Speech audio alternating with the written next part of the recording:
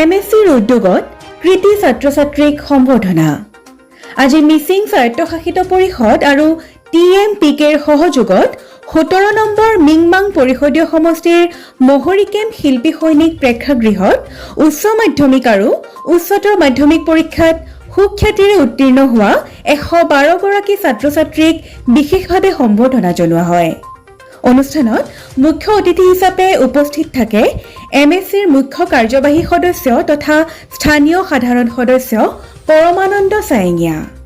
সভাপতিত্ব কৰে শিক্ষক দিলীপ পেগুৱে।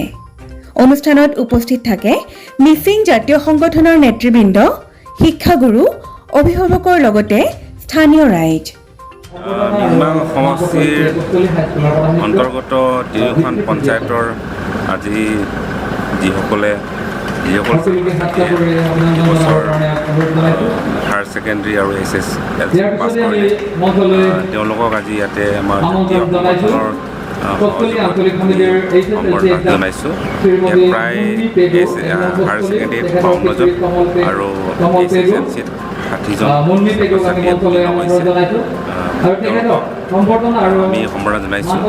লগতে আমিও সিদ্ধান্ত লৈছোঁ যে যিসকলে উত্তীৰ্ণ নহ'ল আৰু আজি অৱশ্যে যিসকল অহা বছৰ পৰীক্ষা দিব তেওঁলোককো আমন্ত্ৰণ জনোৱা হৈছে আৰু তেওঁলোকেও ইয়াত উপস্থিত আছিলে। আৰু এই ক্ষেত্ৰত তেওঁলোকৰ মই সফল হোৱাৰ সম্পৰ্কে বিভিন্ন ছাকচেছ ষ্টৰী আছে, সেইবিলাক তেওঁলোকক মই পৰামৰ্শ দিলোঁ।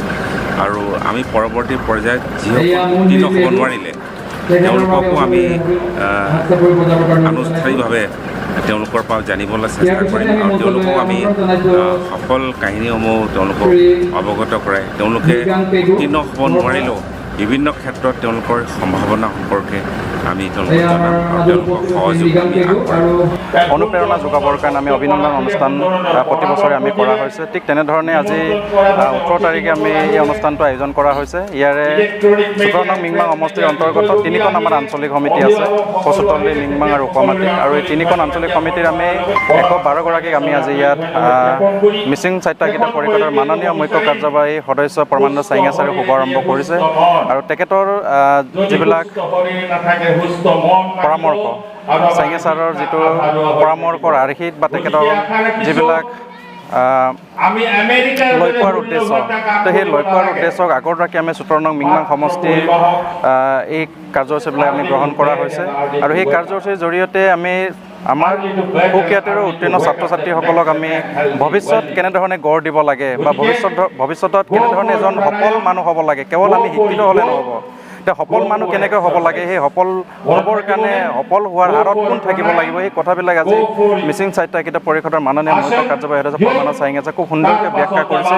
আৰু আমি আশা ৰাখিম যে তেখেতৰ সাৰুৱা বক্তব্যৰে যি আজিৰ ছাত্ৰ ছাত্ৰীসকলে গ্ৰহণ কৰিছে, নিশ্চিতভাৱে তেখেতসকলে এজন সুনাগৰিক হিচাপে নিজকে গঢ়ি তোলাত বিশেষ ভূমিকা গ্ৰহণ কৰিব বুলি মই ভাবোঁ। ছাত্ৰ ছাত্ৰীসকলৰ যিটো স্কলাৰশ্বিপৰ কথাটো তেতিয়াৰে পৰা কোনো কালে এইটো হোৱা নাছিল, কোনো এটা বৰ্ষতে এইটো হোৱা নাছিল। কিন্তু বিগত এটা বছৰ খুব সম্ভৱ কিছু দেৰি হৈছে, পলম হৈছে। তথাপিতো আমাৰ জ্যেষ্ঠসকলে অৰ্থাৎ আমাৰ মিচিং অট'নমাছ কাউন্সিলৰ চিফ এক্সিকিউটিভ মেম্বাৰ পৰমানন্দ চায়েঙিয়া ছাৰে আমাক জানিব দিয়া মতে খুব কম দিনৰ ভিতৰতে নেক্সট বাজেট ছেশ্যনতে গোটেইখিনি ক্লিয়াৰ কৰা হ'ব। আৰু এই বছৰো নতুনকৈ যিসকল ছাত্ৰ ছাত্ৰী সুখ্যাতিৰে প্ৰথম বিভাগত উত্তীৰ্ণ হৈছে তেখেতসকলক মানে স্কলাৰশ্বিপ দিয়াৰ ব্যৱস্থা কৰি ফৰ্ম ইতিমধ্যে আউট কৰিবৰ কাৰণে ব্যৱস্থা গ্ৰহণ কৰিছে। নিশ্চয়কৈ আমি আশ্বাস দিব পাৰোঁ যে মানে পোৱা যাবগৈ। এইটো এনেকুৱা নহয় যে ফৰ্ম ফিল আপ কৰিব দিয়া হ'ল আৰু নাপালেগৈ, সেইটো নহয়। নিশ্চয় পাব, দুদিন দেৰি হ'ব, সেইটো কিন্তু পাব চিয়'ৰ। বহুতো আশা কৰে যে MSC সময়মতে কি বুলি ৰিকুৱেষ্ট কৰিব।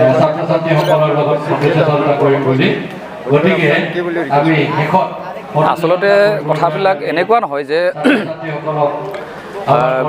এটা এটা গভৰ্ণমেণ্ট প্ৰচিডিউৰ মতে যিহেতুকে MSCখনে চলি আছে, যে ইচ্ছা কৰিলেই যে দিব পাৰি এনেকুৱা নহয়। কিছুমান বাজেট এল'কেশ্যনৰ কথা আছে, ছিষ্টেমৰ কথা আছে।